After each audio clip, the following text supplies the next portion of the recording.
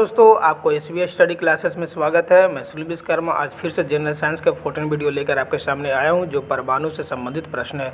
दोस्तों, इस वीडियो को प्रश्न बताने से पहले आपसे रिक्वेस्ट करते हैं कि मेरे चैनल को सब्सक्राइब करें, वीडियो लाइक करें, कमेंट करें, शेयर करें और साथ में बेल आइकन जरूर दबाएं, जो कि टाइम आपको नोटिफिकेशन मिलता रहे। दोस्तों, एक रिक्वेस्ट और करना चाहते हैं कि मेरे वीडियो जब देखते हैं तो वीडियो को जो है स्किप ना करें, वीडियो पूरा का पूरा देखें, क्योंकि जितने प्रश्न हमने इस वीडियो में लेकर आए हैं सही प्रश्न जो है किसी न किसी एग्जाम में आया हुआ है। तो वीडियो को जो है आप स्किप ना करें, वीडियो पूरा देखें और वीडियो पूरा देखने के बाद वीडियो को जो है लिंक जो है आप किसी अदर ग्रुप में जो है आप शेयर जरूर से ज़रूर करें। ठीक है दोस्तों, चलते हैं प्रश्न की तरफ। पहला प्रश्न क्या बोल रहा है? पहला प्रश्न है हाइड्रोजन के परमाणु के मूल अवस्था में इलेक्ट्रॉन के वेग का परिणाम क्या होता है। दोस्तों, ये 4 ऑप्शन आपको दे रहे हैं, तो आपको हम 5 सेकेंड का जो है टाइम देंगे, तो कमेंट करके बताएं कि इसका आंसर क्या होगा। ठीक है दोस्तों, तो हाइड्रोजन परमाणु का मूल अवस्था में इलेक्ट्रॉन के वेग का परिणाम क्या होगा? तो क्या होगा आप बताएं। इसका परिणाम जो होगा, इसका जो आंसर होगा वो बी का होगा। ठीक है, क्या होगा? C/137 जो है इसका इलेक्ट्रॉन का वेग का परिणाम होगा। ठीक है दोस्तों, अगला प्रश्न है हाइड्रोजन स्पेक्ट्रम की कौन सी श्रेणी दृश्य भाग में पड़ती है? तो हाइड्रोजन स्पेक्ट्रम की कौन सी श्रेणी जो है दृश्य भाग में पड़ती है? तो कौन सा श्रेणी है दोस्तों, आप बताएं, कमेंट करके बताएं। तो वो है वाल्मर श्रेणी जो है हाइड्रोजन स्पेक्ट्रम की जो वाल्मर श्रेणी जो है दृश्य भाग में पड़ती है। ठीक है दोस्तों, अगला प्रश्न है निम्नलिखित में से किस संक्रमण में तरंगदैर्घ्य न्यूनतम होगा? तो किस संक्रमण में जो है तरंगदैर्घ्य जो है न्यूनतम होगा? आप बताएं कमेंट करके। तो वो होगा डी का आंसर होगा कौन सा? n = 2 से 1 जो है 2 से 1 जो होगा वो संक्रमण में जो है तरंगदैर्घ्य जो है न्यूनतम होगा। ठीक है दोस्तों, अगला प्रश्न है एक परमाणु आयन के मूल अवस्था में ऊर्जा -54.4 इलेक्ट्रॉन वोल्ट या हो सकता है। तो किसका हो सकता है? तो ये हो सकता है हीलियम का। हीलियम का जो होता है एक परमाणु आयन के मूल अवस्था में ऊर्जा जो है -54.4 इलेक्ट्रॉन वोल्ट होता है। ठीक है दोस्तों, आप कमेंट करके ज़रूर बताएं कि इसका आंसर क्या होगा। अगला प्रश्न दोस्तों, जब कोई हाइड्रोजन परमाणु अपने निम्नतर ऊर्जा अवस्था से उद्दीप्त होकर चतुर्थ कक्षा में आ जाती है तो यह अधिकतम कितनी वर्णक्रम रेखाएं उत्सर्जित कर सकता है? तो अधिकतम कितनी वर्णक्रम रेखाएं जो उत्सर्जित कर सकता है? आप बताएं कमेंट करके। तो वो कर सकता है 6 वर्ण रेखाएं को क्या कर सकता है? उत्सर्जित कर सकता है। ठीक है दोस्तों, अगला प्रश्न है जब कोई इलेक्ट्रॉन हाइड्रोजन परमाणु में तृतीय कक्षा से द्वितीय कक्षा में आ जाता है तो मुक्त ऊर्जा होगी। तो मुक्त ऊर्जा कितना होगा? बताएं कमेंट करके दोस्तों। जितने प्रश्न हैं सभी प्रश्न जो है भी आए हैं, तो वीडियो का स्किप ना करें, वीडियो पूरा देखें। तो मुक्त ऊर्जा होगी वह होगा 1.89 इलेक्ट्रॉन वोल्ट। क्या होगा? 1.89 इलेक्ट्रॉन वोल्ट होगा। ठीक है दोस्तों, अगला प्रश्न है यदि इलेक्ट्रॉन का आवर्तकाल हाइड्रोजन परमाणु के प्रथम कक्षा में T हो तो इलेक्ट्रॉन का आवर्तकाल द्वितीय कक्षा में होगा। तो द्वितीय कक्षा में आवर्तकाल क्या होगा दोस्तों? कमेंट करके बताएं। आपको हम 5 सेकंड का टाइम दे रहे हैं। तो आवर्तकाल द्वितीय कक्षा में होगा वो 8T होगा। क्या होगा?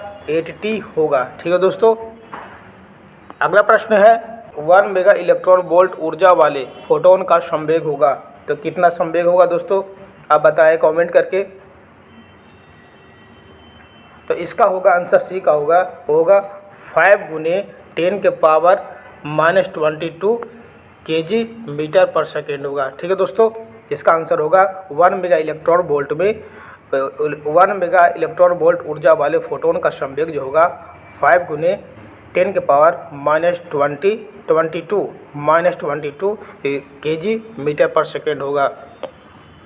अगला प्रश्न है हाइड्रोजन स्पेक्ट्रम की उत्सर्जन में 52 श्रेणियां होती है।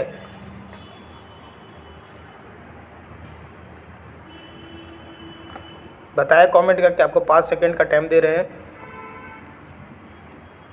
तो वो होती है दृश्य परिसर में। दृश्य परिसर में जो है हाइड्रोजन स्पेक्ट्रम की उत्सर्जन में 52 श्रेणियां होती है। ठीक है दोस्तों, बहुत अच्छा प्रश्न दोस्तों, वीवीआई प्रश्न है।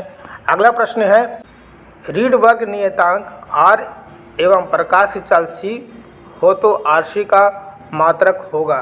तो RC का मात्रक क्या होगा बताएं। तो RC का मात्रक होता है प्रति सेकेंड। क्या होता है? प्रति सेकेंड होता है। ठीक है दोस्तों, 1/s होता है। ठीक है, जिसको s-1 भी लिख सकते हैं, जिसको बोलते हैं प्रति सेकेंड।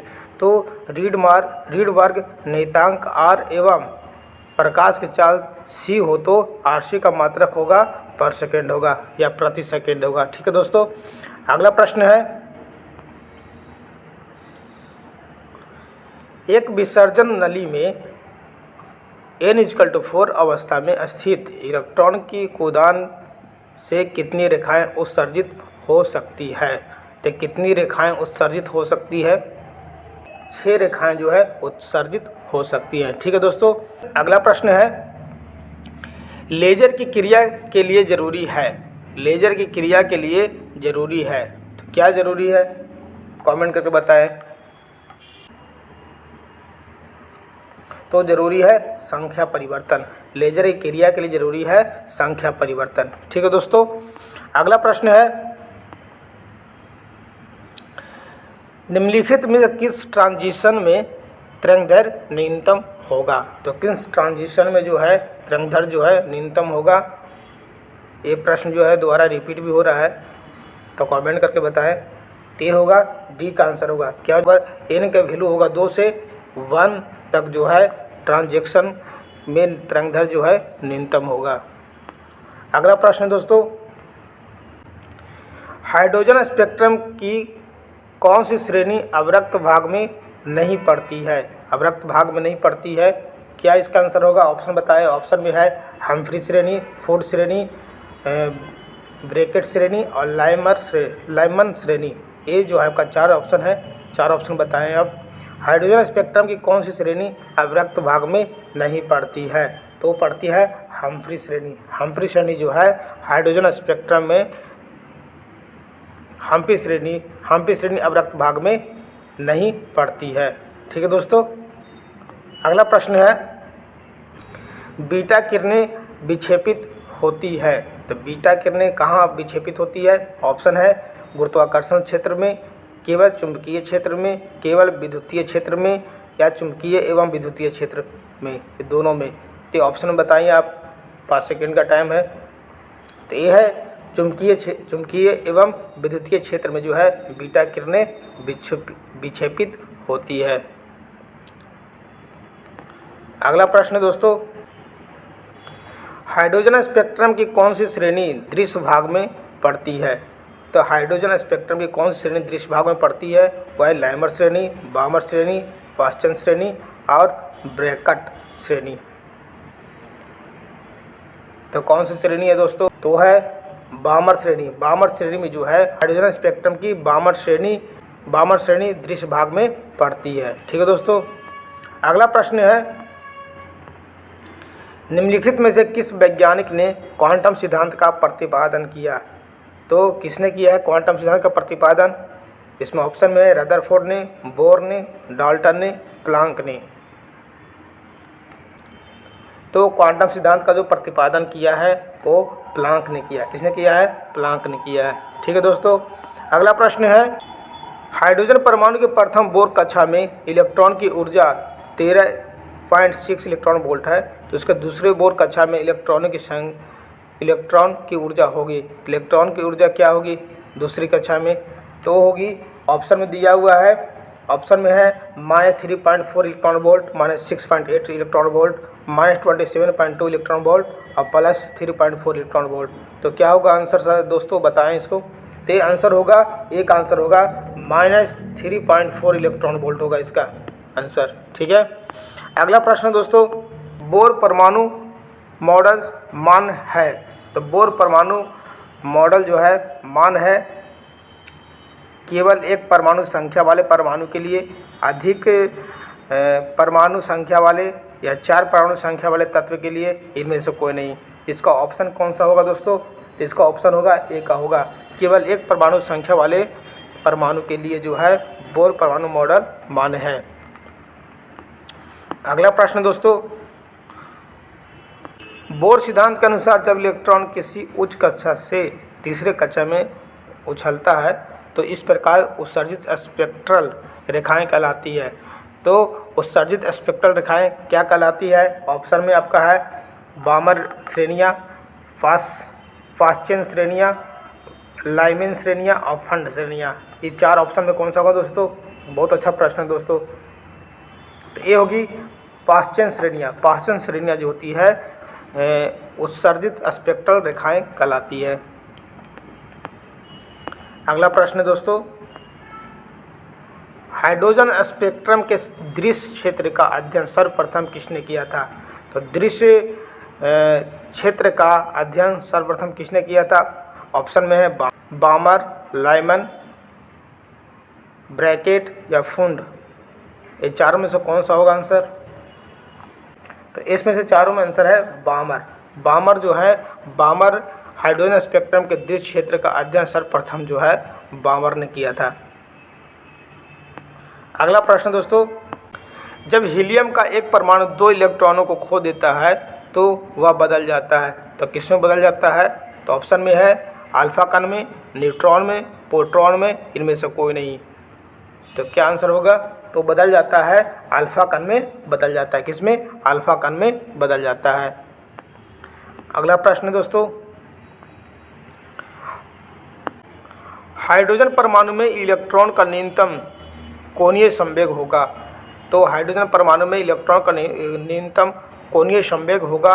ऑप्शन में है h/2, h/2 पाई या h लैम्डा।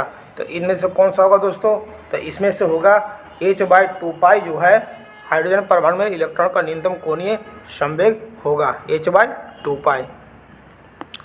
अगला प्रश्न दोस्तों, हाइड्रोजन के तीसरे कोर कक्षा की त्रिज्या होती है। तो हाइड्रोजन के तीसरे कोर कक्षा की त्रिज्या होती है, क्या होती है? 4.77 एंगस्ट्राम, 6.77 एंगस्ट्राम, 9.2 एंगस्ट्राम, इनमें से कोई नहीं। तो इसमें से कौन सा आंसर होगा? तो ये होगा आंसर ए का होगा आंसर, 4.77 एंगस्ट्राम होगा। हाइड्रोजन के तीसरे बोर कक्षा की त्रिज्या जो होती है 4.77 एंगस्ट्राम होती है।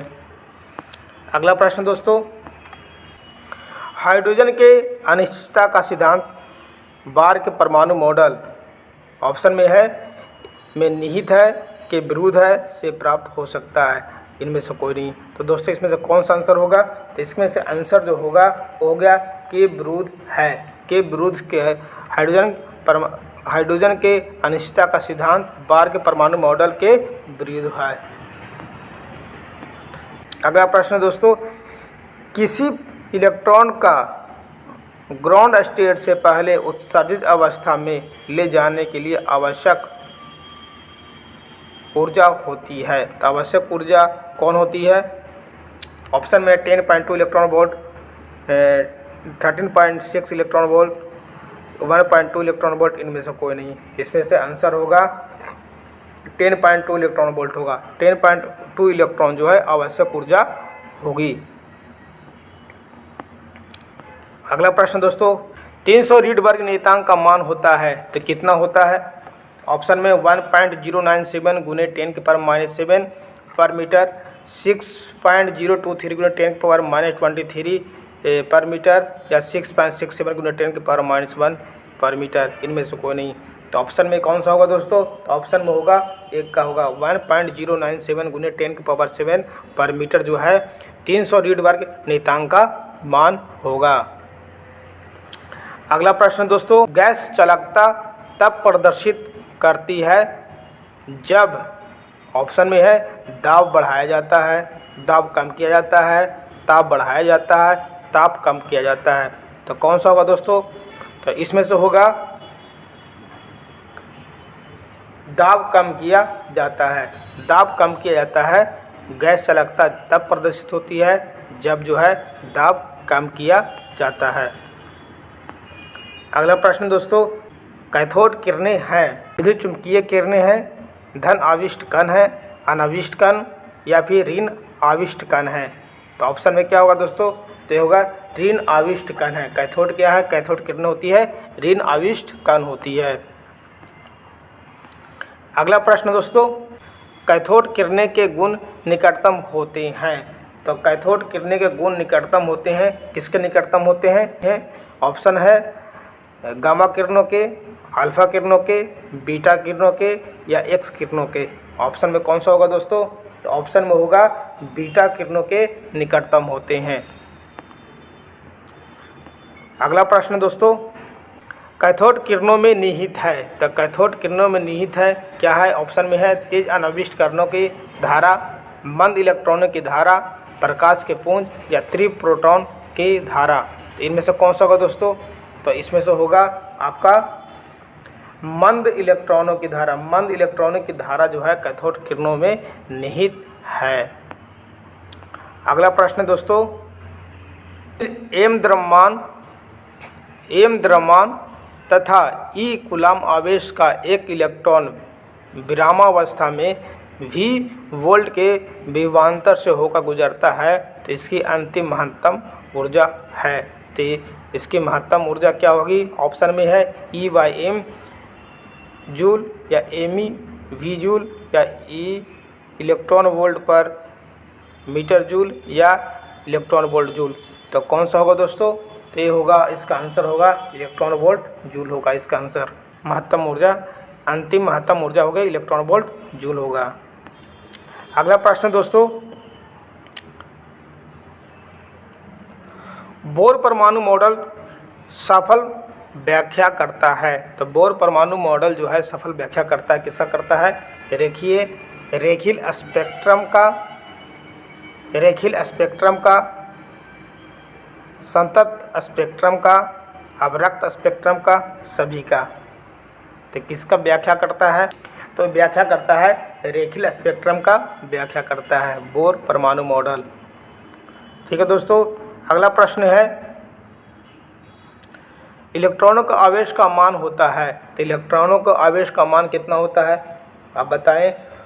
ऑप्शन में दिया हुआ 2 × 10⁻⁻21, 1.6 × 10⁻⁻19 कूलाम, 1.6 × 10⁻9 कूलाम, 1.6 × 10⁻11 कूलाम। तो इसमें से कौन सा होगा आंसर दोस्तों?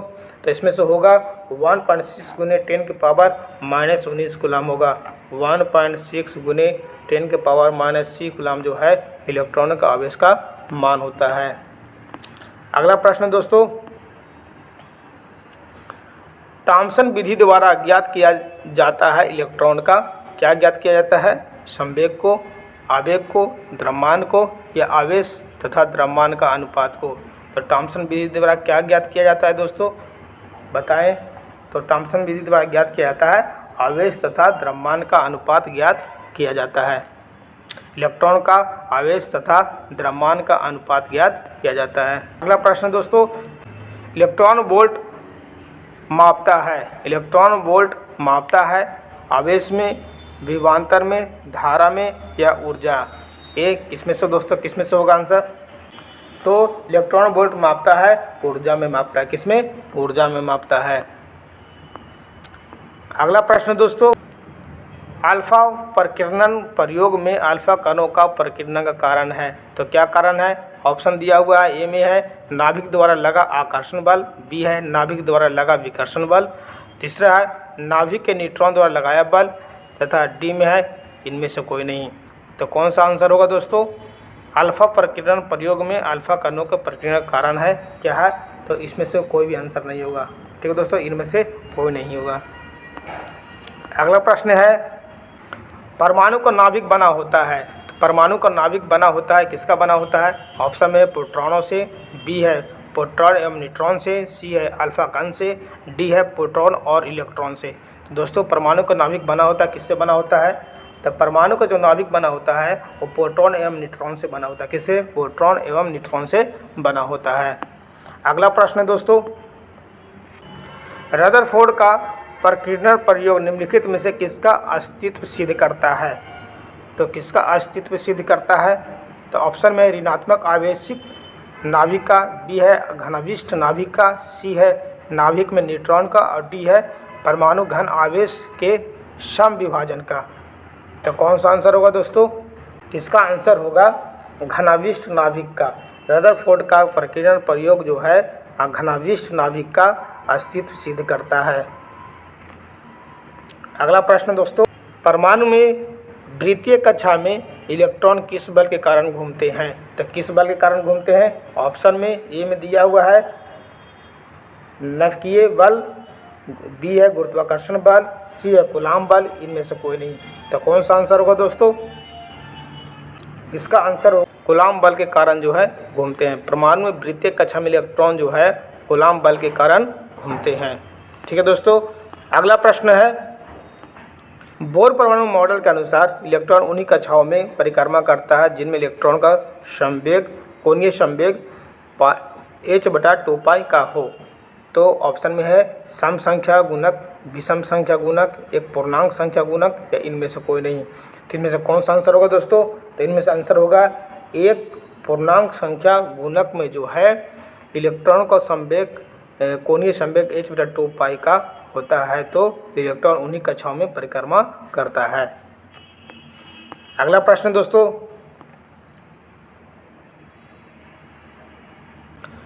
रीडबर्ग नियतांक का मात्रक है। तो रीडबर्ग नियतांक का मात्रक क्या है? ऑप्शन है ए है प्रति मीटर, मीटर या प्रति सेकेंड या सेकेंड। तो रीडबर्ग नियतांक का मात्रक होता है प्रति मीटर होता है। क्या होता है? प्रति मीटर होता है। अगला प्रश्न दोस्तों, हाइड्रोजन परमाणु में इलेक्ट्रॉन का न्यूनतम कोणीय संवेग होगा। तो क्या होगा? h/π joule second, h/2π joule second, h/π joule second और 2πh जूल सेकेंड। कौन सा ऑप्शन होगा दोस्तों? तो इसका आंसर हो जाएगा h/2π जूल सेकेंड होगा। h/2π जूल सेकेंड जो है हाइड्रोजन परमाणु में इलेक्ट्रॉन का न्यूनतम कोणीय संवेग होगा। अगला प्रश्न दोस्तों, किसी न्यूनतम का परमाणु क्रमांक Z तथा द्रव्यमान संख्या A है तो उसके परमाणु में न्यूट्रॉन की संख्या होगी। तो न्यूट्रॉन की संख्या क्या होगा दोस्तों? तो उसमें न्यूट्रॉन की संख्या होगा A - Z होगा। क्या होगा? A - Z जो है परमाणु में न्यूट्रॉन्स की संख्या होगी। दोस्तों आज का प्रश्न जो है यहीं पर समाप्त करते हैं। इस वीडियो में टोटल 44 प्रश्न थे। तो दोस्तों आप लोग से रिक्वेस्ट करते हैं कि मेरे चैनल को जो है सब्सक्राइब करें, वीडियो को लाइक करें, कमेंट करें, शेयर करें, साथ में बेल आइकन जरूर दबाएं जो कि टाइम आपको नोटिफिकेशन मिलता रहे। Thanks for watching my video. जय हिंद दोस्तों।